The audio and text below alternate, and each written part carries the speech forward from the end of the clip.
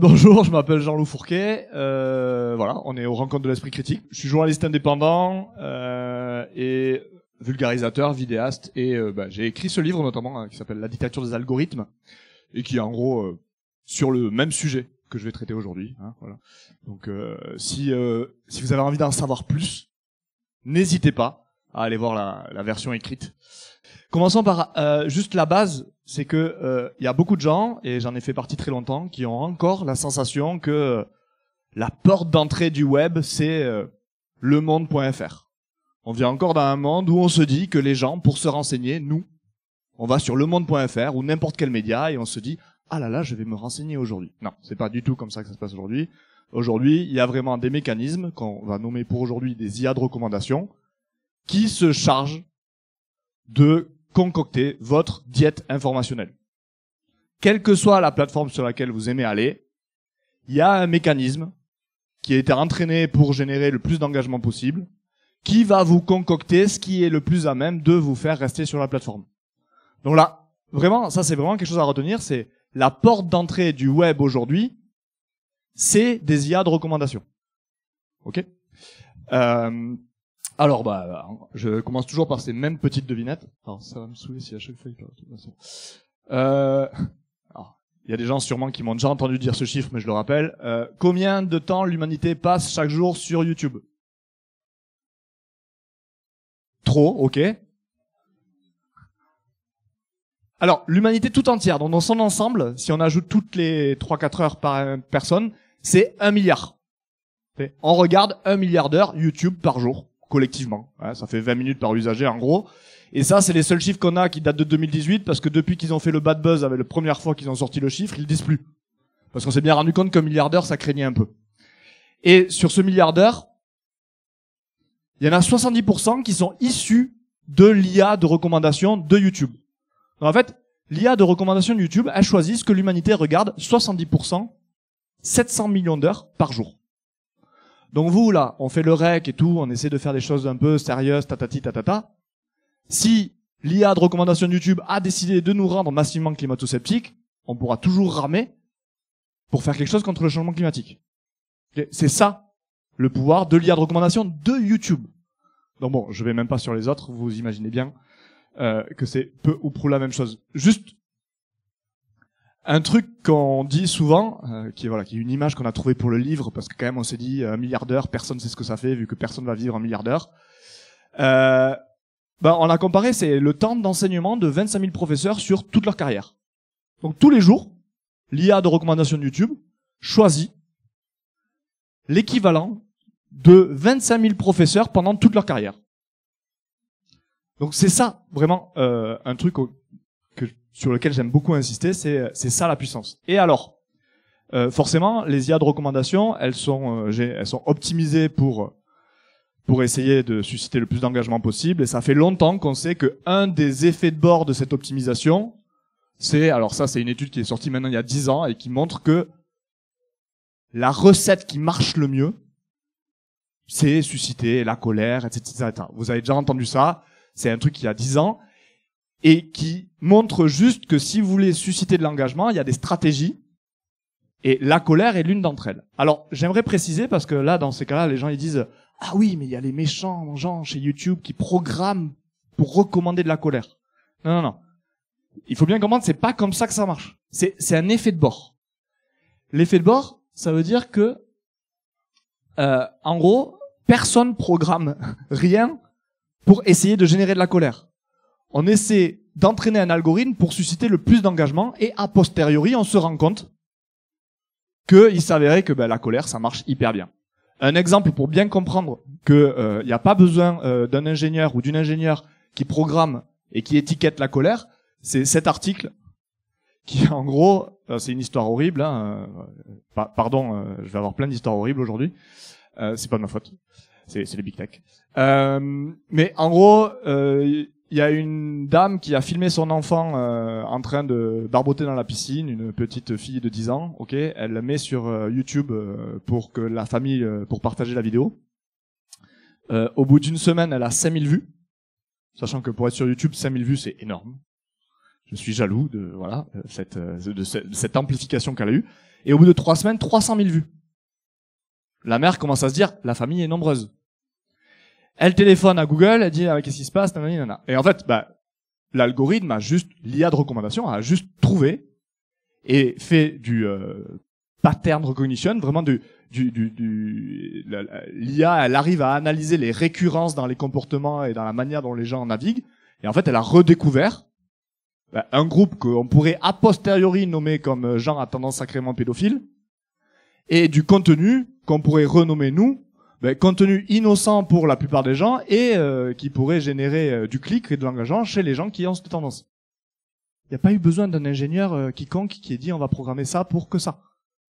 Okay, on a entraîné l'IA et l'IA a optimisé dans ce sens, toute seule. Elle a redécouvert cette tendance comme elle a redécouvert la colère.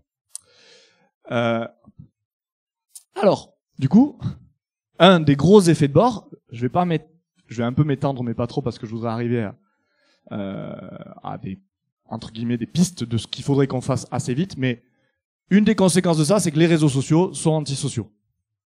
Okay. Magnifique image d'un parlement apparemment en Turquie, où quand même, je dois remarquer, j'ai vu ça ce matin, magnifique coup de poing. Mais en gros, les réseaux sociaux sont en train de nous transformer en une société qui est à l'image de ce parlement. Alors là, vous avez, il y a beaucoup de phénomènes qui expliquent ça. J'en parle beaucoup moi dans le livre ou dans les vidéos, mais c'est pas le sujet aujourd'hui. Mais un graphe qui je trouve illustre bien ça, c'est qu'on va beaucoup parler de polarisation émotionnelle. La polarisation émotionnelle, c'est pas à quel point votre avis est différent du voisin. La polarisation émotionnelle, c'est juste à quel point vous haïssez votre voisin. Potentiellement, votre voisin, il pense à peu près comme vous. C'est pas grave, vous le haïssez quand même. Okay. Et dans l'histoire, il y a quand même beaucoup de guerres où les gens se sont vraiment fait du mal. Pour autant, ils étaient pas très lointains finalement. Okay. La guerre civile en Espagne, par exemple, où dans le camp à gauche, les républicains et les anarchistes, ils étaient quand même assez proches. Pour autant, ça n'a pas empêché qu'il y avait une polarisation émotionnelle assez forte. Et en gros, ça, c'est le schéma où ça, c'est l'évolution de ce qui s'appelle il s'appelle ça la temperature. Donc c'est la température en faveur. Alors, à quel point vous êtes chaleureux envers le groupe adverse. C'est-à-dire à quel point vous iriez manger au restaurant avec eux sans vous écharper avec eux. Enfin, c'est pas à quel point vous êtes proche idéologiquement. Ok. Et vous voyez, ça c'est l'évolution des démocrates par rapport aux démocrates et des républicains par rapport aux républicains. Donc bonne nouvelle, ils s'aiment bien toujours en interne. Et là, vous avez l'évolution des démocrates par rapport aux républicains et inversement. Donc c'est l'ajout des deux, quoi. Et si vous avez toutes les courbes, vous allez voir, c'est tout pareil. Donc ce qu'on peut voir, et ce qui est important pour la suite, c'est que la polarisation émotionnelle n'est pas née des réseaux sociaux. Okay. Donc mon discours, c'est pas du tout de dire tous nos problèmes aujourd'hui, c'est les IA de recommandation. Mon propos, c'est de dire on est dans une situation compliquée, les IA de recommandation aggravent tout. Okay. Et je vous laisse, pour ceux qui veulent, il y aura, j'enverrai les slides avec dans la partie commentaires toutes les sources si vous voulez aller plus loin. Mais en gros, depuis 2012, la tendance continue et a tendance à s'aggraver. Okay. Et je fais partie des gens qui pensent que il faut questionner le rôle des réseaux sociaux dans cette aggravation. Donc en gros, un des effets de bord, donc c'est de, par exemple, amplifier la colère. C'est de faire en sorte qu'on ne puisse plus balancer des vidéos de sa famille à la piscine. Et ça rend effectivement les sociétés de plus en plus difficiles, ou les conflits de plus en plus difficiles à régler dans nos sociétés, parce que on part du principe que on est très en colère et que ça suffit. Alors, juste quelques mots, parce que souvent on me dit oui, mais en fait c'est rien de nouveau ce que tu racontes. C'était déjà le cas avec les médias. Okay. Les médias font déjà ça. Les médias ont déjà tendance à effectivement répandre ou faire leur beurre sur certaines punchlines, certains titres de journaux, certains angles en fait qui suscitent plus d'engagement. Là vous avez une magnifique photo un truc qui s'appelle la presse jaune. C'était à la fin du XIXe siècle et c'est les journaux qui avaient compris que effectivement, en faisant des appels à la passion, des des attaques ou du sensationnalisme, on vendait beaucoup de journaux. Et effectivement, il y a déjà eu ces phénomènes-là. Donc quelque part, les réseaux sociaux, en ce sens, sont pas nouveaux. Netflix a pas inventé le feuilleton. Si vous lisez Monte Cristo, vous apercevez que Alexandre Dumas, c'est pareil, il a écrit ça pour un journal, et ce qui fait que son livre, il est très difficilement fermable, parce que à la fin de chaque chapitre, tu veux lire le suivant. Il a été écrit pour ça. Mais il y a 4 différences entre Alexandre Dumas, pour le coup, BFM et les réseaux sociaux. Et, hop, je vais y arriver. Non, les 4 différences, c'est... Il y en a un, c'est que l'état de droit, il existe quasi pas sur le web. Ça a été une performance énorme des réseaux sociaux. Ils se sont débrouillés pour que les lois qui existent dans le monde hors ligne, dans le monde des médias, la télé, etc., il n'y ait aucune chose qui suive et aucune régulation qui ont suivi dans le monde en ligne. On peut regretter, alors aujourd'hui, l'Arcom a un coup dans l'aile parce qu'il y a des gens qui veulent commencer à dire que l'Arcom, peut-être qu'on pourrait s'en passer. L'Arcom sur le web, ça n'existe même pas. Okay ? On a quelques régulations sur la publicité à destination des enfants pour que les enfants ne se farcissent pas des pubs le samedi matin quand ils sont en train de regarder Pokémon. Il n'y a aucune régulation sur le web sur la publicité à destination des enfants. C'est une différence énorme. Il n'y a rien sur le web. Deuxième différence, c'est... Alors, je sais, vous avez sûrement déjà vu cette carte du monde diplomatique sur qui possède quel média. Très bien. Eh bien, j'ai envie de dire, sur les réseaux sociaux, c'est encore pire. C'est-à-dire que ça, c'est pour la France. Alors oui, il n'y a pas beaucoup d'acteurs, mais là, je vous parle d'un réseau informationnel sur lequel il y a quasiment de 10 organisations sur le monde entier. Donc si vous avez peur de la concentration des médias normaux, au pays des aveugles, les borgnes sont rois, les médias, c'est quasiment des borgnes par rapport au web. Le web, en concentration, c'est démentiel. Pour ça, je pense qu'il faut l'avoir en tête, c'est une différence énorme. Ensuite, et ça c'est aussi une différence, je pense qu'il faut avoir en tête, c'est la capacité technique à l'ultra-personnalisation, elle est que dans le numérique. C'est-à-dire que BFM ou CNews, ils sont obligés de faire du contenu qui s'adresse à un pan entier de leur audience. Ils peuvent pas juste ultra personnaliser les contenus pour que, au final, on ne puisse leur demander aucun compte. Parce que CNews, quand ils ont une politique éditoriale, on peut aller les voir et leur dire, non mais là c'est abusé quand même. Vous voyez bien qu'en fait il y a zéro pluralisme. Vous avez toujours les faits dans ce sens-là et jamais dans l'autre. On peut leur demander des comptes. Comment vous demandez des comptes à YouTube? Ils proposent de tout. Et ils disent, non mais oui, bah, c'est raciste, ouais, mais bon, il a cliqué quoi. C'est pas nous. Toujours ça.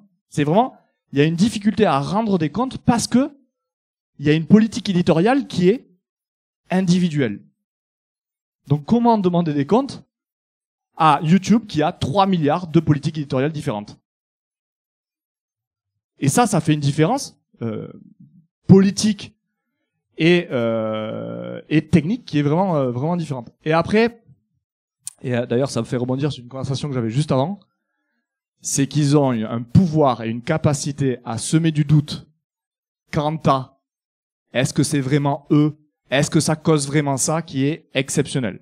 Donc pour ceux qui connaissent pas, l'industrie du doute, c'est un livre qui est très connu, qui s'appelle Les marchands du doute, et qui a un peu retracé comment l'industrie du fossile, du tabac, a essayé d'investir, de faire de l'entrisme dans le débat scientifique, au nom de oui, mais on n'est pas sûr. Oui, mais on n'est pas sûr des conséquences, tatati, tatata. Ok. Bon, il y a de plus en plus d'éléments qui tendent à dire, le numérique et les big tech, ils sont pas bêtes. Les recettes qui ont marché chez les autres, il n'y a pas de raison qu'ils les emploient pas. Sachant qu'en plus, ils ont un avantage énorme par rapport à tous les autres et toutes les autres industries, c'est que pour le coup, c'est eux qui ont les données qui pourraient nous permettre de les accuser.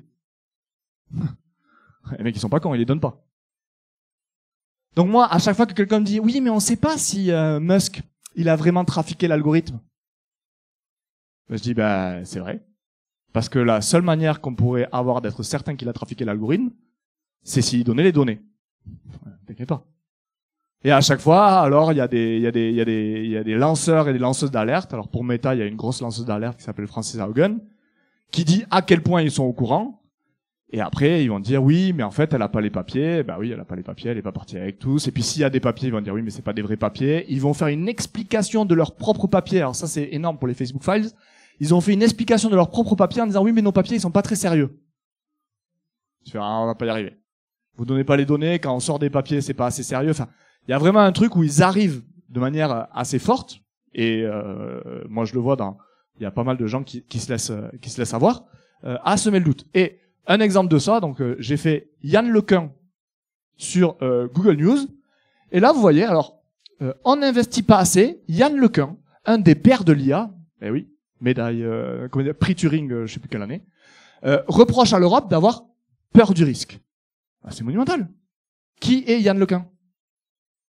Chef du développement de l'IA de Meta. Ah, au KLM, on l'invite à BFM et il vient nous dire ce que la société devrait faire sur le truc qui génère des risques et que ben, forcément, il dit que c'est bien, c'est son produit. Et donc voilà, donc il y a vraiment ce truc-là où il faut voir qu'on donne la parole à quelqu'un comme Yann Lequin, ce qui est, je trouve, absolument formidable. Et donc, quand il dit, Yann Lequin a aussi critiqué les réglementations qu'il estime parfois prématurées sur les risques qui en fait n'existent pas.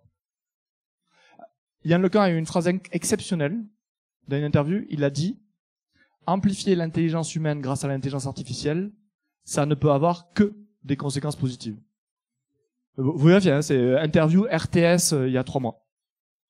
Il a conclu une interview comme ça. Et nous, en tant que société, avec tout ce qu'on sait sur, ou tous les soupçons qu'on a à la limite, sur les conséquences de Meta, on invite lui pour nous parler des risques que l'IA fait courir à la société. C'est démentiel. Enfin, on est en train d'inviter le patron de Marlboro pour nous dire ce qu'il faudrait qu'on fasse en termes de santé publique. Enfin, c'est bon, bref. Vous voyez, je suis très énervé. Okay. Moi, une manière que j'ai de me l'exprimer, c'est une analogie, mais en gros, vraiment, il faut voir que les IA de recommandation, c'est un peu comme les biais cognitifs de l'humanité. Alors, on est au pays des biais cognitifs, hein. Donc j'utilise ça. Je pense qu'on pourrait parler de raccourci de la pensée plutôt que de biais cognitifs, hein, parce qu'en fait, ce qu'on a, les mécanismes cognitifs, quand on les appelle des biais, ça voudrait dire qu'ils faussent quelque chose. Ce qui est pas vraiment vrai, parce qu'il y a une tonalité négative dans biais, alors que raccourci de la pensée, je trouve que c'est plus neutre, dans le sens où un raccourci de la pensée, ça montre bien qu'en fait c'est une manière de faire un jugement rapide, parce qu'on a besoin de faire des jugements rapides, et que parfois, dans certaines conditions, ils deviennent des biais. Mais ils ne sont pas de base. Il y a plein de contextes où nos raccourcis de la pensée, ils sont très très bien. Sans eux, on irait pas on irait nulle part. Enfin, on n'arriverait pas à se lever le matin, on n'arriverait pas à trier l'information. Là, il y aurait un grand bruit derrière nous, et la personne qui a ouvert la porte pour me dire de me taire, je l'aurais même pas écouté. Non, c'était utile, voilà, il a ouvert la porte, il fallait bien que je l'écoute, c'est bien. Il y a un biais où il me dit, là, il y a un truc anormal. Donc c'est vraiment des raccourcis de la pensée.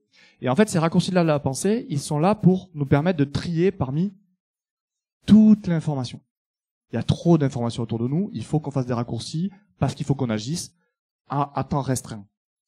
Et bien en fait, les IA de recommandation, c'est la même chose. C'est-à-dire que c'est les IA de recommandation qui, l'été où il y a eu le 6e rapport du GIEC, a dit non mais en fait, l'arrivée de Messi au PSG, c'est plus important. On va mettre l'attention sur ça. Ok ? Donc vraiment, les IA de recommandation à l'échelle de l'humanité, c'est comme des raccourcis de la pensée. Ça oriente et ça sélectionne l'information que la société va traiter et sur laquelle nous allons nous prononcer, agir et discuter. Du coup, on a donné la responsabilité de ces biais cognitifs de toute l'humanité à quelques milliardaires sans qu'ils aient à assumer la moindre responsabilité. Pourquoi pas ? Pourquoi pas ? Je trouve ça assez, osé. Alors moi, voilà, surprise, ces biais cognitifs me semblent pas particulièrement fonctionnels. Et donc là, je vous montre mon superbe dessin que j'adore et que je continue à montrer alors que personne ne le comprend, mais j'espère que vous allez comprendre. En gros, c'est vraiment, moi, je me fais la réflexion. Si l'humanité était un individu, là, actuellement, avoir les algos de recommandation qu'on a, c'est l'équivalent d'un individu qui continue à regarder des marguerites et regarder Messi arriver au PSG, alors qu'il y a des lions derrière qui vont nous manger. Donc il y a changement climatique, dégradation de démocratie, géopolitique en feu, et nous on est là, oui. Alors là, on commence à se réveiller, on a des sujets, et puis bon, dans un mois ça sera passé, on reparlera de l'été qui arrive, et quand même c'est super bien, en avril il fait super chaud, et en avant. Ok. Du coup voilà. Ces algos de recommandation, ils sont pas particulièrement fonctionnels. Alors là, j'ai été énorme, 23 minutes pour faire donc on va pouvoir parler de tout ce qu'il faut faire maintenant. Donc, que faire?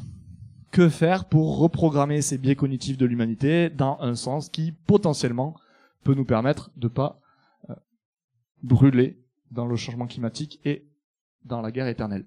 Alors, je suis obligé. On m'a demandé de dire ça. Non. Alors, premier truc, on pourrait dire de l'esprit critique. C'est vrai. Je pense que c'est hyper important de faire de l'esprit critique. Évidemment, ouais, voilà. Mais, je pense que vous m'avez vu arriver de très très loin. Alors, pour vous expliquer à quel point le mais est gros, non pas que je pense que l'esprit critique est vraiment pas bon, c'est juste que pour moi c'est pas ça ne peut pas être la seule réponse, et comme toute question un peu de société, tout aussi il y a beaucoup qui réside dans à quel point on met de l'énergie dans telle ou telle thématique. Okay. Donc moi je pense que former les individus à l'esprit critique c'est très important, mais il faut le mettre en regard d'autres choses. Donc là j'ai une nouvelle super image, préparez-vous. En gros pour moi, c'est imaginer que notre écosystème informationnel c'est un lac, okay, dans lequel on boit tous de l'eau. Okay. Et en fait, le lac dans lequel on boit tous de l'eau, il est là. Il est en bas là. Okay. Il est alimenté par un barrage. Okay. L'esprit critique, c'est dire aux gens, amenez votre petite gourde à filtrage, et quand il y a trop de merde dans le lac, c'est pas grave. Vous filtrez l'eau, vous buvez, c'est bien. Et puis les poissons, ben, ils apprendront à nager dans la merde. Hein, petit à petit. Parce que ils arriveront à faire le tri. Eux-mêmes, individuellement. Et pendant ce temps-là, on dirait, et c'est ça qu'il faut pas faire, j'ai pas dit qu'il fallait pas avoir de gourde, et pas s'améliorer individuellement. J'ai juste que, faut aussi se poser la question, mais comment on remplit le lac? Qui c'est qui filtre? Comment on filtre? Et ça, pardon, mais c'est les IA de recommandation, là. C'est elles qui choisissent. C'est ces mécanismes qui sont des mécanismes qui, du coup, ne filtrent pas, ou plutôt filtrent, pour qu'il y ait massivement de la merde qui arrive dans le lac dans lequel on boit tous. Okay. Donc c'est pour ça que l'esprit critique ne suffit pas. Moi, ça me va pas de dire on va juste apprendre aux poissons à nager dans la merde. Alors parce que ça me va pas peut-être politiquement, mais ça me va pas parce que c'est pas faisable. Et là, je reviens, mais ça rejoint beaucoup de choses qu'il y a eu sur le climat à un moment. On peut surresponsabiliser les individus. Oui, c'est à vous, quand vous allez en vacances, pensez bien à prendre le train. Alors oui, ça vaut 240 € alors que l'avion vaut 20 €. Mais c'est à vous de faire ça, de ce choix. Non. Il y a un truc systémique de structure, et c'est aussi là qu'il faut qu'on discute. Okay. Et donc, là, moi, je vais vous parler non pas d'esprit critique individuel, mais comment on fait pour avoir des infrastructures informationnelles qui embarquent de l'esprit critique. Ok ? Alors, avant, alors il y a peut-être deux niveaux de ce qu'on peut faire. Il y a un premier niveau de comment on fait pour arrêter qu'il y ait le feu déjà. Et ça, pour moi, il y a deux principes que je pousse. Le premier, c'est quelque chose de très simple au final qui s'appelle la présomption de non-conformité. Okay, présomption de non-conformité, c'est je suis Airbus, j'ai un nouvel avion, le législateur part du principe que mon avion est pas safe. Il te dit, bah ok, prouve-moi que cet avion, ça vaut le coup de mettre 800 personnes dedans, ce qui n'a jamais été fait, mais la 380 il est prévu pour 800 personnes, bref, et que on va pas s'écraser une fois sur deux. Hein, c'est vraiment Airbus qui doit prouver, qui doit apporter les preuves que son produit est conforme. Qu'est-ce qu'on a fait quand GPT est arrivé avec un modèle de langage qui arrivait à mimer une conversation humaine de manière indiscernable pour la plupart des gens? On lui a dit, ah, vas-y, tout le marché est pour vous. Vas-y, bah, allez-y, mettez en production, on verra bien ce que ça fait. On a fait exactement la même chose avec les IA de recommandation des Big Tech il y a 20 ans. On a commencé à faire des IA, on va faire des flux éditoriaux privés pour les gens individuels, pour que chacun ait son feed, etc. On verra bien ce que ça fait sur la démocratie. On verra bien. Et d'ailleurs, on a vu. On fait toujours rien. Alors maintenant, dans l'AI Act, il commence à y avoir quelque chose pour dire que s'il y a des risques systémiques, et qu'on arrive à les prouver sans toujours leur imposer de nous donner les données, donc par un miracle, on arriverait à prouver qu'il y a des risques systémiques, on pourrait faire quelque chose a posteriori. Ouais, je suis encore en colère. Mais la colère, c'est pas bien. Ouais. Alors, la présomption de non-recommandabilité. Ça, c'est un autre principe. Donc là, le premier, c'est vraiment de dire, ok, quand ils arrivent avec une nouvelle techno, une nouvelle IA de recommandation qui font vraiment un gros changement, on doit leur demander des comptes sur ce qu'ils ont anticipé, ce que ça peut causer, ce qu'ils ont fait pour que leur réseau social soit vraiment plutôt pro-social ou au moins pas tout à fait antisocial. Et l'autre principe, ça serait un principe de non-recommandabilité. Parce que les réseaux sociaux aujourd'hui, on part du principe que n'importe quel contenu, il est recommandable. Genre moi, je dis une énormité, on part du principe que c'est recommandable. On part du principe que n'importe quel tweet d'Elon Musk ou de Trump ou de n'importe qui, il est recommandable. Et on recommande et on l'amplifie à n'importe qui. C'est comme dire, bah en fait, il y a n'importe qui, on peut lui donner un mégaphone parce que potentiellement ça génère de l'engagement. Et on vérifie pas ce qu'il dit, etc. On donne le micro à tout le monde.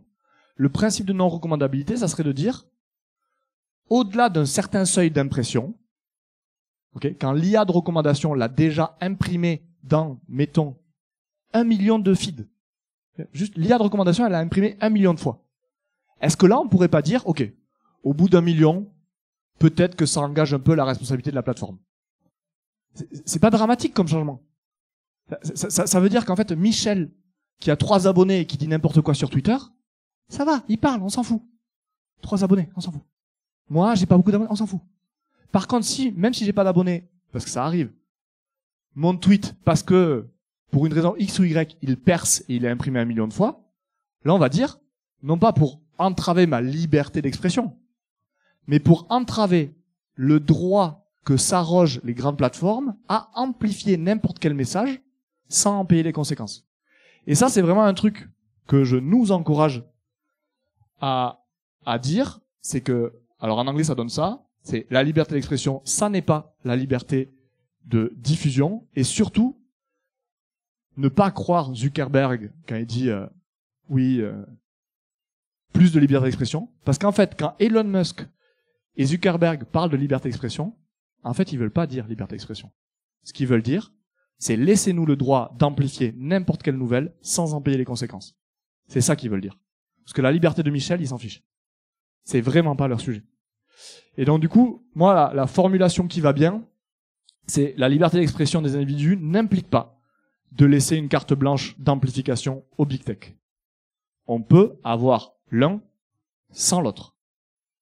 Et pour ça, il faut s'appuyer, je pense, sur ce principe de non-recommandabilité. Et alors après, la question difficile qu'on m'a posée il y a pas longtemps, alors, rendre les réseaux sociaux à la société, pour en faire quoi? C'est-à-dire que si la société reprend du pouvoir démocratique sur des réseaux sociaux, comment on fait pour gérer ça? Et honnêtement, alors ça c'est encore une blague favorite, là c'est vraiment une question énormissime. Alors j'ai même prévu le coup parce que je l'efface parce que sinon elle tourne en boucle pendant que je parle, c'est ce qui devient un peu chiant. En gros, c'est une question abyssale. Parce que ce qu'il faut savoir, c'est que l'optimisation par engagement, c'est quelque chose qui va bien à tout le monde. Parce que économiquement, c'est hyper rentable. Techniquement, on sait faire. On sait optimiser pour le temps d'engagement individuel. Et politiquement, c'est hyper confortable. Personne a à prendre de risques politiques. C'est pas moi, c'est lui qui est raciste. C'est pas moi, c'est l'algorithme. Donc c'est pas le parti politique, c'est pas Big Tech, c'est... Par contre, quand on récupère ce droit-là, on doit se poser la question en tant que société, ok, comment on recommande?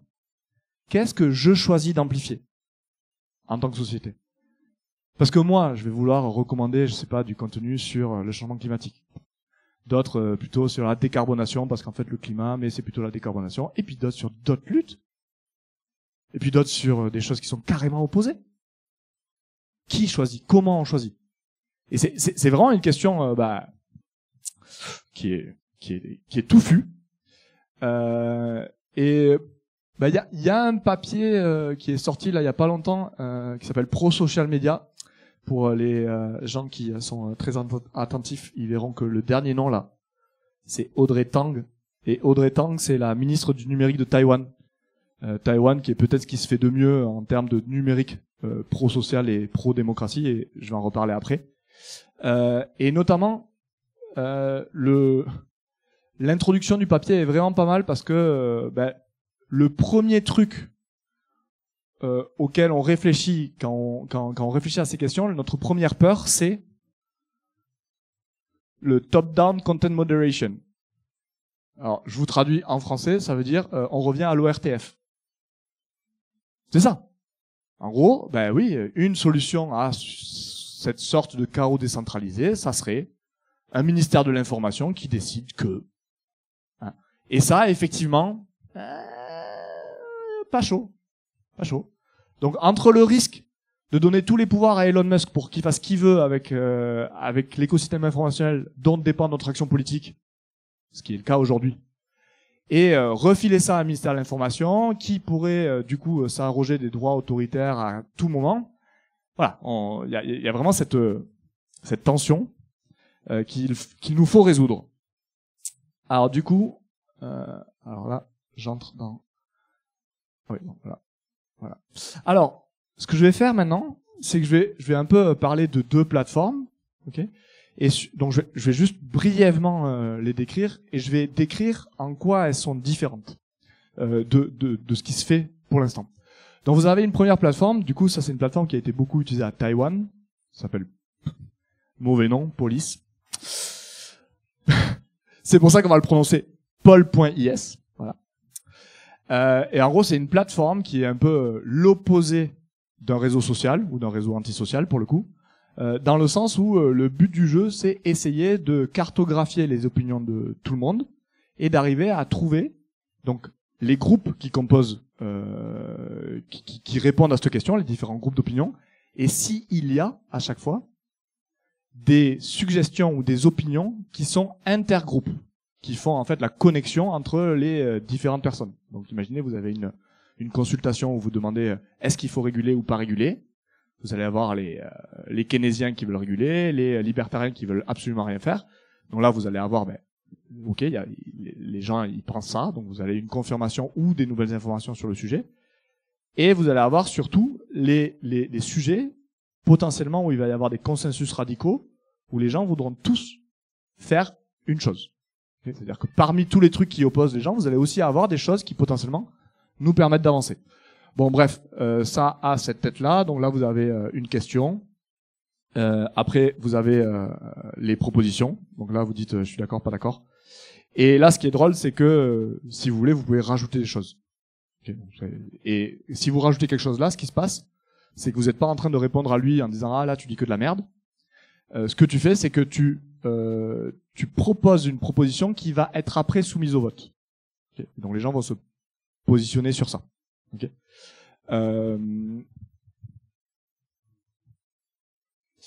Alors du coup, par exemple, ils l'ont fait en Grèce sur Airbnb. Donc en gros, vous imaginez en Grèce, Airbnb arrive. Il y a forcément des gens qui sont hyper pour, les gens qui ont des appartes, et des gens qui sont hyper contre, les gens qui veulent se loger à prix raisonnable. Donc la consultation a trouvé qu'il y avait ces deux parties, mais il y a eu des consensus qui étaient activables dans le sens où donc là vous avez le groupe A et le groupe B. Donc le groupe A c'est les propriétaires. C'est moi qui le dis en lisant les résultats. Hein. Après vous pouvez faire tourner un modèle de langage pour vous le dire tout seul, mais pour l'instant c'est pas encore fait. Et le groupe B qui sont les locataires. Donc forcément les locataires ils pensent que Airbnb est une économie parasitaire. Et le groupe A il dit il n'est pas nécessaire de faire de la régulation sur Airbnb. Donc jusque là vous vous dites oui bon pas ouf. C'est vrai.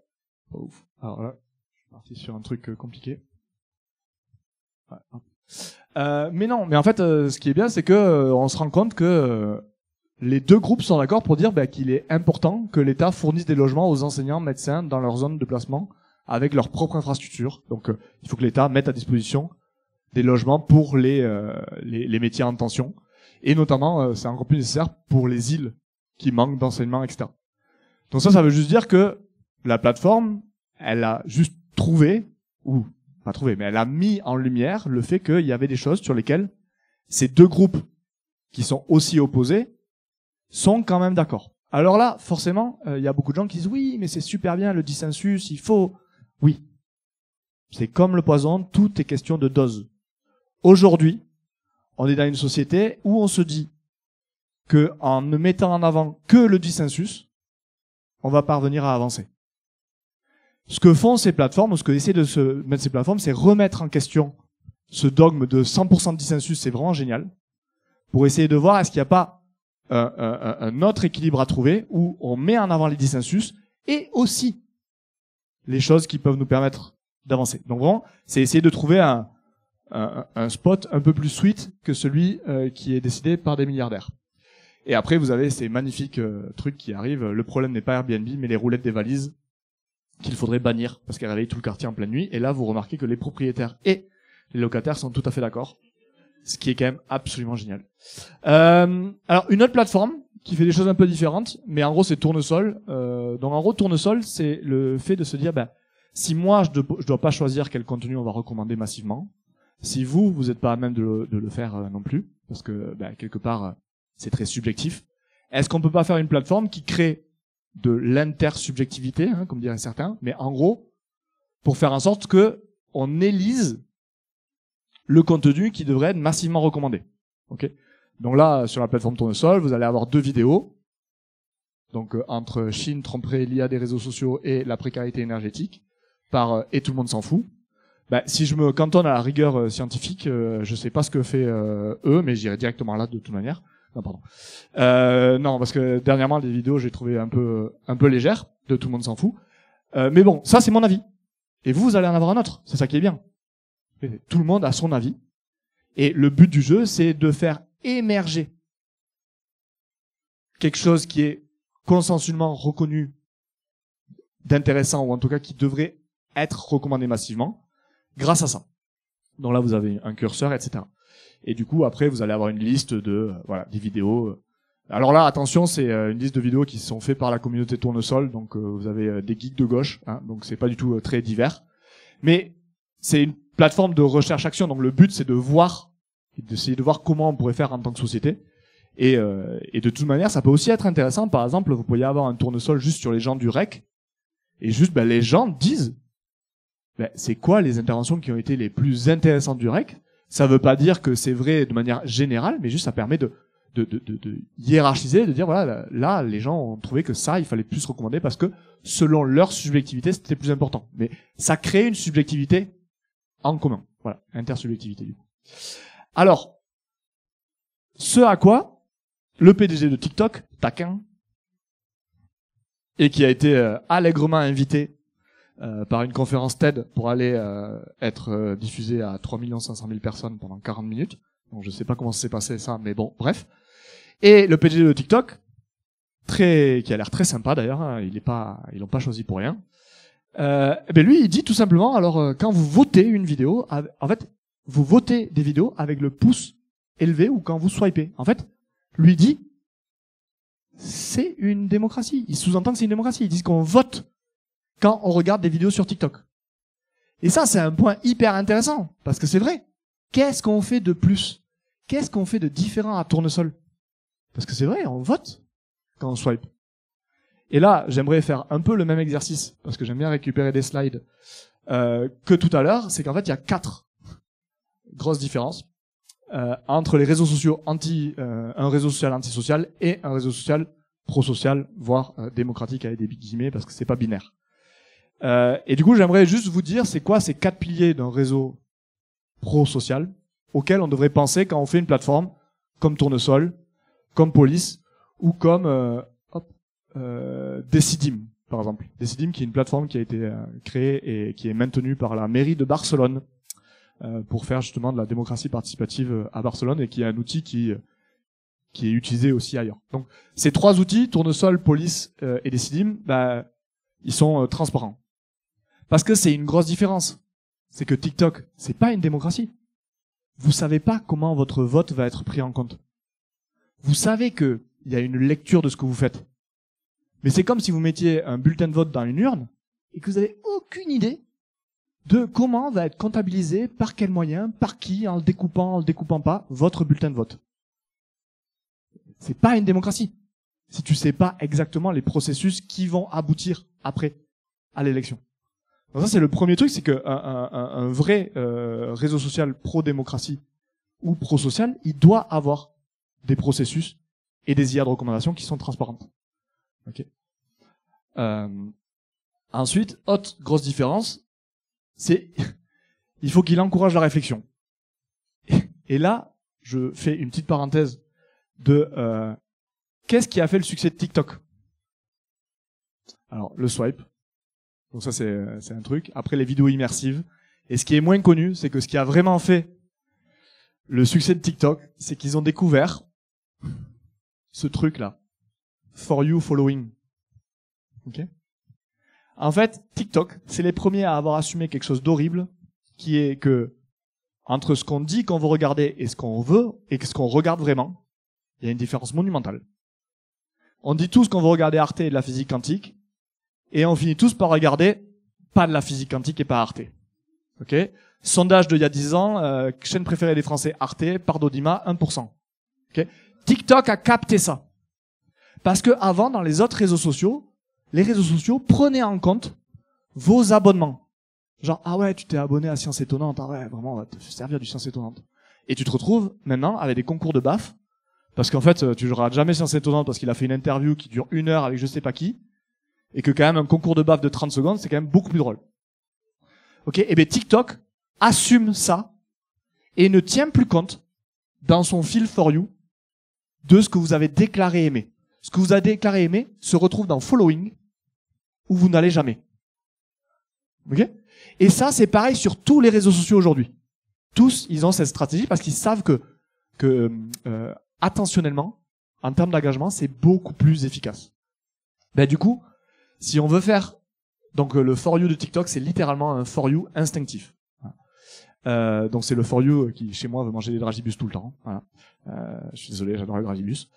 Et c'est pour ça que c'est pas un bug, mais c'est une feature que sur Tournesol par exemple, il y a des curseurs pour pas qu'on puisse faire un jugement rapide et instantané.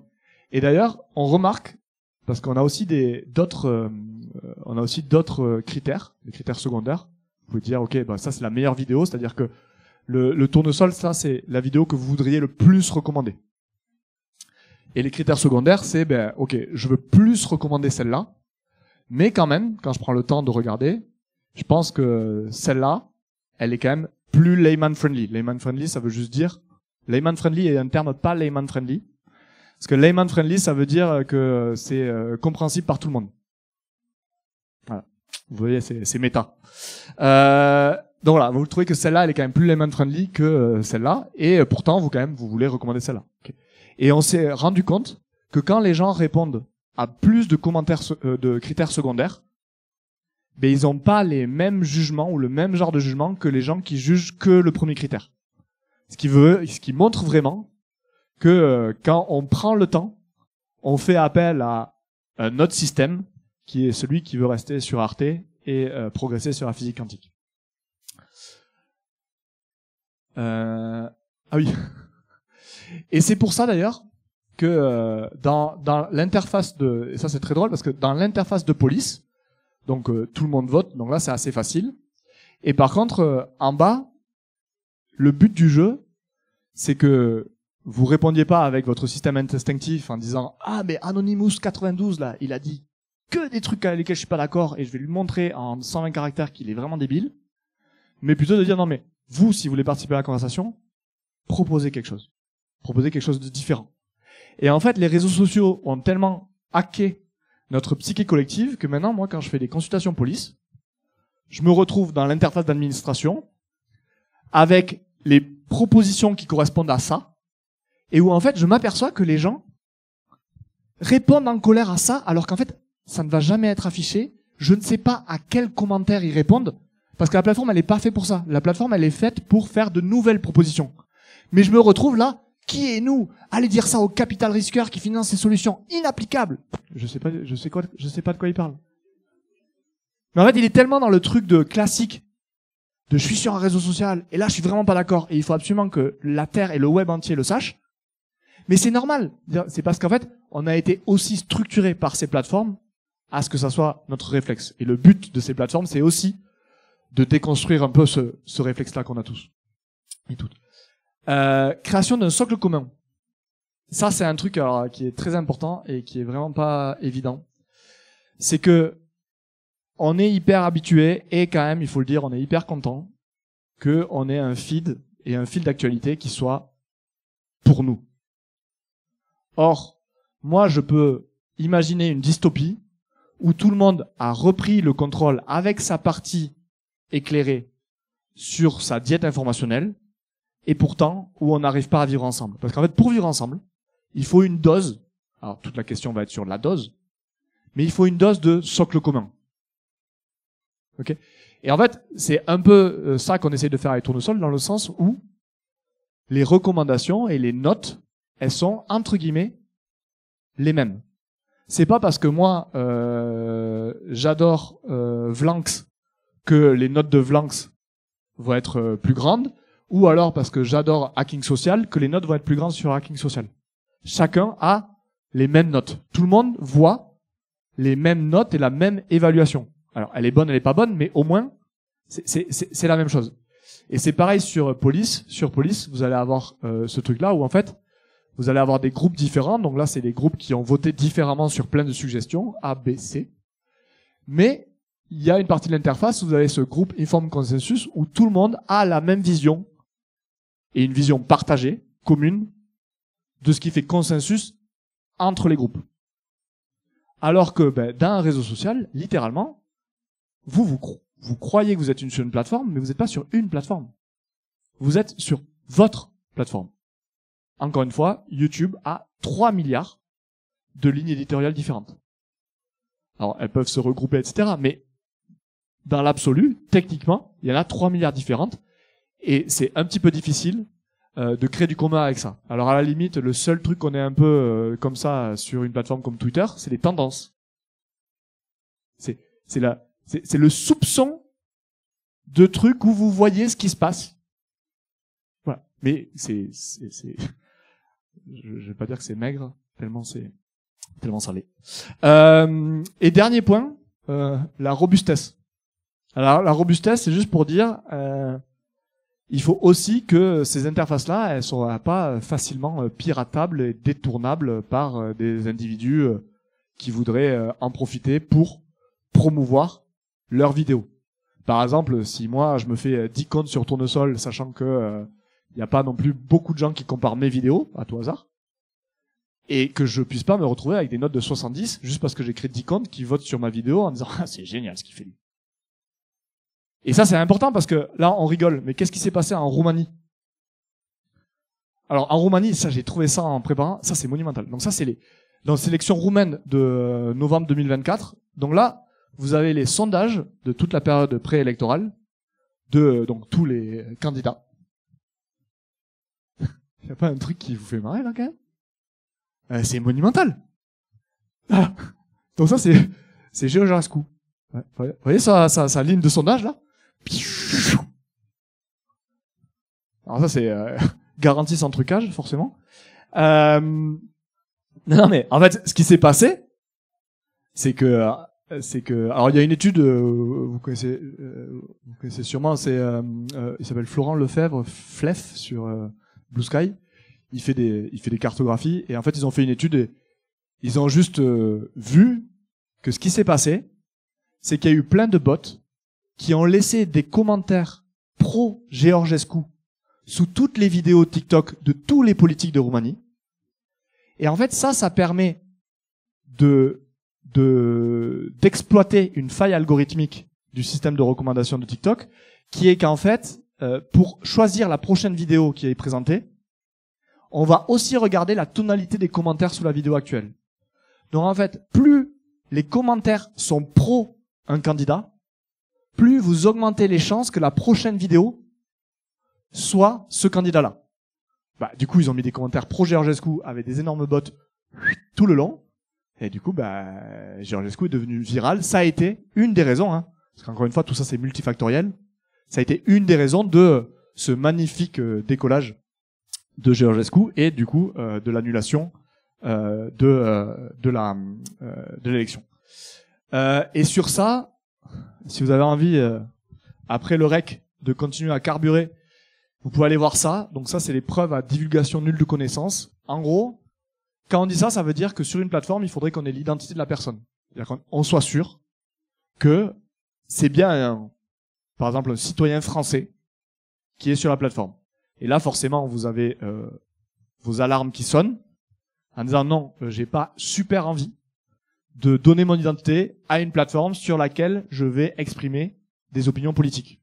Et vous aurez raison. Et c'est là où les mathématiciens rentrent dans l'arène, les mathématiciennes.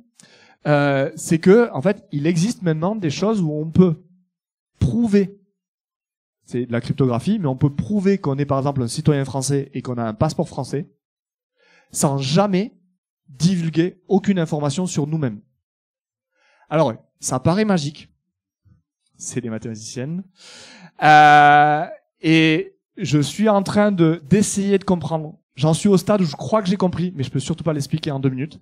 Vraiment, mais je suis au stade, il y a vraiment plein de vidéos sur ça, en fait, qui essaient avec la métaphore de Alibaba et les voleurs ou je sais pas quoi, d'expliquer comment c'est et comment ça marche, ce truc de preuve à divulgation nulle. Mais ça veut dire juste qu'on serait capable de faire des plateformes sur lesquelles on est sûr que la personne qui s'exprime a un passeport européen, un passeport français, habite à Toulouse, j'en sais rien, sans qu'il ait de risque de savoir ou de penser qu'on va savoir comment il s'exprime. C'est-à-dire que la personne qui a la plateforme ne peut pas le savoir. Okay, et ça, c'est un autre truc intéressant.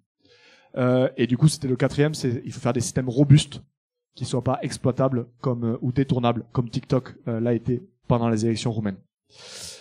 Et je crois que c'est tout ce que j'avais à dire. Donc, je vais pas vous dire de me suivre sur les réseaux sociaux. C'est peut-être pas le super endroit après ce que j'ai dit. Surtout que quand vous suivez quelqu'un sur les réseaux sociaux, en fait, ce que vous faites, c'est que vous abonnez à l'algorithme, pas à la personne.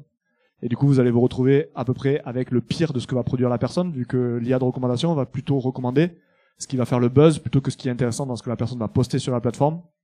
Donc, si vous avez vraiment envie de suivre ce que je fais, et je suis très feignant, donc vous inquiétez pas, vous allez pas être bombardé. Vous pouvez vous inscrire. Alors, soit vous pouvez scanner la newsletter là, soit vous pouvez aussi mettre votre email en capital sur un petit sur ce petit truc. Et si vous voulez, vous pouvez avoir les liens de la présentation avec en plus les sources de la présentation. Voilà, merci beaucoup. Écoutez, bon après-midi.